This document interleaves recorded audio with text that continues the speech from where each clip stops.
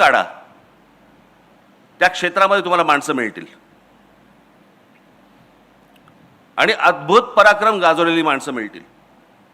हे तुम्हाला भारताच्या देशाच्या कुठच्याही राज्यामध्ये अशी तुम्हाला माणसं सापडणार नाहीत.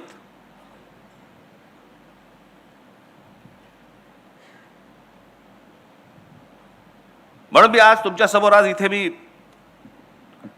तो जो मी आलेख दाखवला होता, जे काही लोकांसमोर तुम्ही सगळ्यांसमोर जे दाखवलं होतं, फक्त झरझर झरझर झरझर तुमच्या समोर फक्त मांडणार की महाराष्ट्राचं कर्तृत्व काय, महाराष्ट्राची ओळख काय. म्हणजे मी तुम्हाला आत्ता एक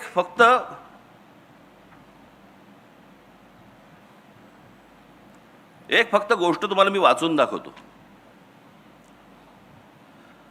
हा साधारणपणे त्याचा मराठीत भावार्थ आहे. हा फक्त भावार्थ आहे, तेवढा भावार्थ म्हणून तुम्ही फक्त बघितलं पाहिजे त्याच्याकडे. हे साधारणपणे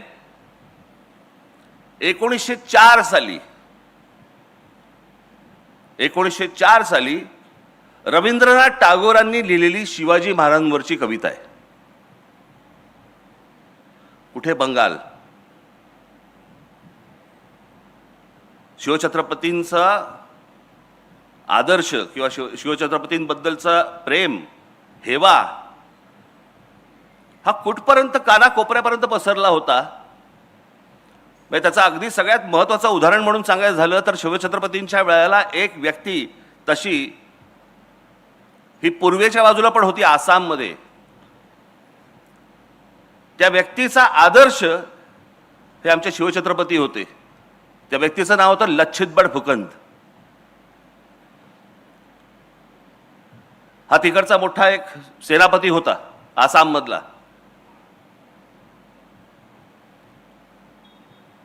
या सर्व लोकांना शिवछत्रपती माहिती आहेत, महाराष्ट्राला नाही कळले. ती टागोरांची फक्त मी तुम्हाला भावार्थ फक्त वाचून दाखवतो, तुमच्या लक्षात येईल. त्याला काही कवितेचं असं स्वरूप नाहीये.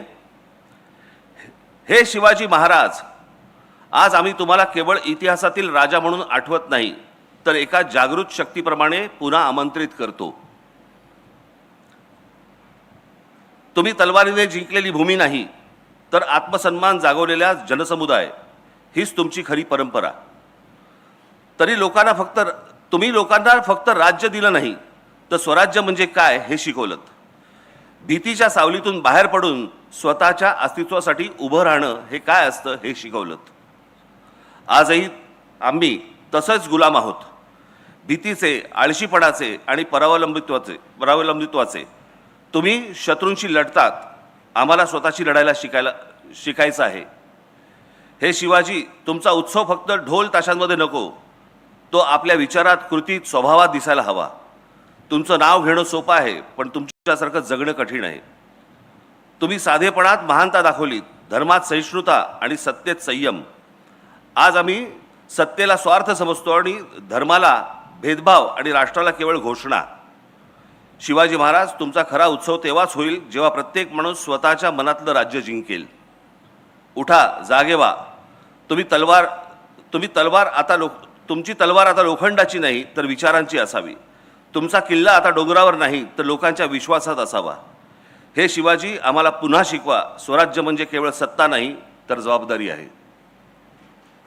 हे रवींद्रनाथ टागोरांनी तेव्हा 1904 साली लिहून ठेवलेली गोष्ट आहे, जी आम्हाला अजून समजत नाहीये.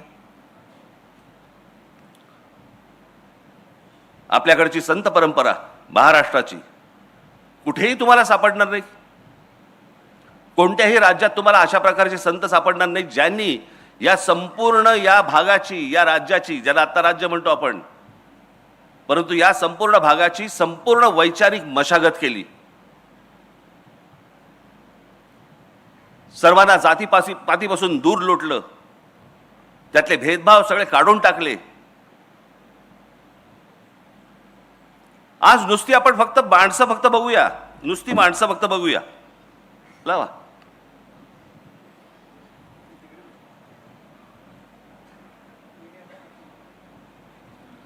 संत ज्ञानेश्वर, संत तुकाराम, संत रामदास, संत जनाबाई, संत नामदेव, संत एकनाथ, संत नामदेव.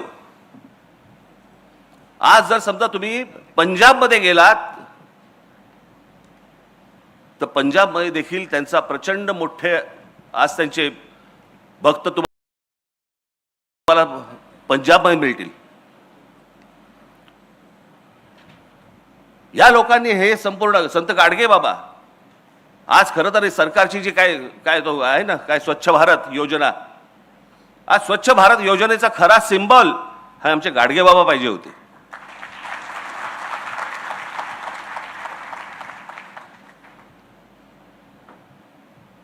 कधीतरी एकदा तुम्ही आपल्या पुस्तकांमध्ये डोकावा आणि महाराष्ट्राची नुसती फक्त परंपरा जरी नुसती बघत आलात, यांनी आम्हाला काय शिकवले. आज जे तुम्ही जगताय ना, आज ज्या वातावरणामध्ये, मी अनेकदा म्हणतो ना, हे बाहेरचे राज्यांमधले जे लोंढे येतात, बाहेरच्या राज्यांमधले लोक महाराष्ट्रामध्ये येतात, काय येतात? कारण जे महाराष्ट्रामध्ये वातावरण आहे ते भारताच्या कुठच्याही राज्यांमध्ये नाही आहे.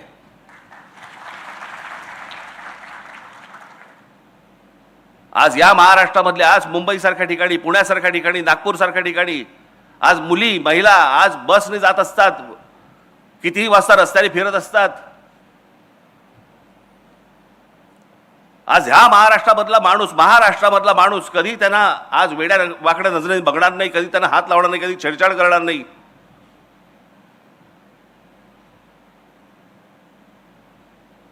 हे अनेक महिला, अनेक मुली, अनेक मुलं हे त्यांचा प्रदेश सोडून महाराष्ट्रामध्ये येतात. अनेक मुली स्वतः येऊन सांगतात की आम्ही दिल्लीसारख्या ठिकाणी, दिल्लीच्या बसमध्ये, त्यांच्या परिवहन बस जी काय सेवा आहे त्या बसमध्ये आम्ही बसू शकत नाही, आम्हाला भीती वाटते. 7 नंतर दिल्लीसारख्या ठिकाणी, देशाची राजधानी, 7 नंतर आम्हाला फिरायला भीती वाटते.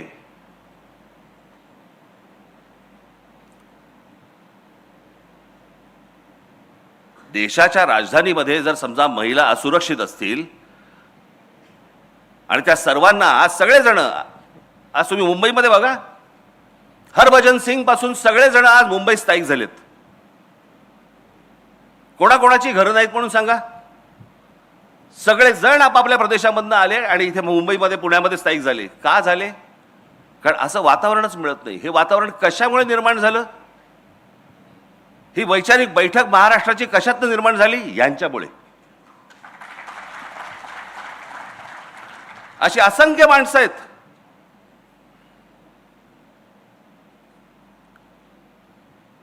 म्हणजे आज पुण्यामध्ये मला अजूनही आठवते, लहान असताना मी जेव्हा पुण्यामध्ये येत असे, आजही आहे, काय आज वेगळं नाही आहे, परंतु आज अनेक त्यावेळेला पण देखील अनेक महिला, अनेक मुली आज सायकल चालवायच्या, स्कूटर चालवायच्या. हे वातावरण कुठे नव्हतं हो. हा मोकळेपणा आला कुठून? हा मोकळेपणा महाराष्ट्राचा स्थायी भाव होता. महाराष्ट्रामध्ये आज महिला मोकळेपणाने फिरू शकतात, वागू शकतात, बाहेर जाऊ शकतात. या सगळ्या लोकांची जो घडवला ना महाराष्ट्र, याच्यातनं आज आपण हे सगळं बघतो आहोत.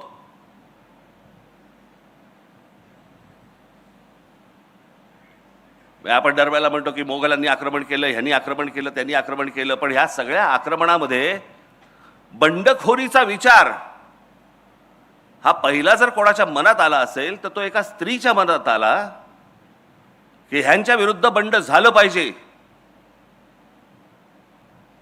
माझ्या भूमीवरती माझं राज्य असलं पाहिजे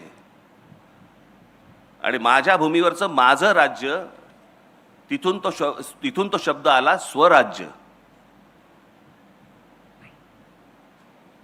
तो एका बंडखोर एका मुलीमध्ये आला, जिने आपल्या वडिलांना सांगायचा प्रयत्न केला, त्यानंतर आपल्या नवऱ्याला सांगायचा प्रयत्न केला, त्यांनी तो प्रयत्न केला देखील. ते आमच्या जिजाऊ साहेब, शहाजीराजांनी बंड केलं, फसलं, आणि मग ती संपूर्ण गोष्ट आपल्या मुलाकडनं करून घेतली. त्यालाही नशीब लागतं, त्याचा मुलगा जन्माला यायला लागतो.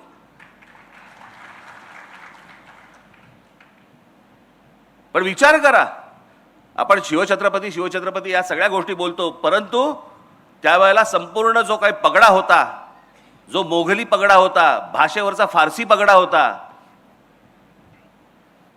आमच्या शिवछत्रपतींनी सांगितलं मराठी शब्दकोश काढा.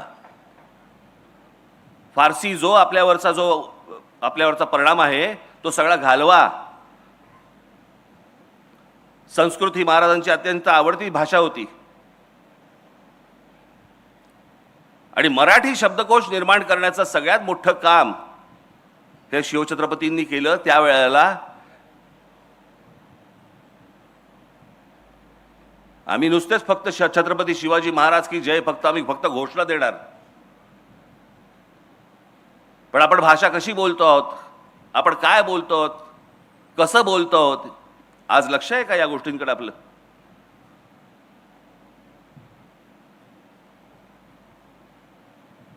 नुसती या महापुरुषांचे त्यांचे फक्त जयंती आणि पुण्यतिथ्यांना फक्त आपली आठवण येणार, त्यांची पुतळ्यांना हार घालून आम्ही मोकळे होणार.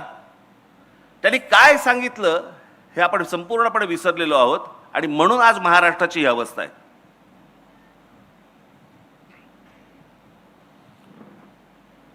तुम्ही कोणतंही क्षेत्र काढा, कोणतंही क्षेत्र काढा,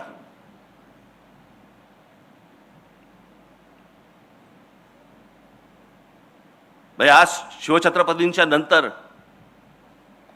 संपूर्ण साम्राज्याचा सगळा कुठपर्यंत पसरवलं ते पेशव्यांनी पसरवलं, मराठा साम्राज्याने पसरवलं. काय केलं? शिवछत्रपतींचा विचार पसरवला. तो शिवछत्रपतींचा विचार कुठून कुठपर्यंत पसरवला? जवळपास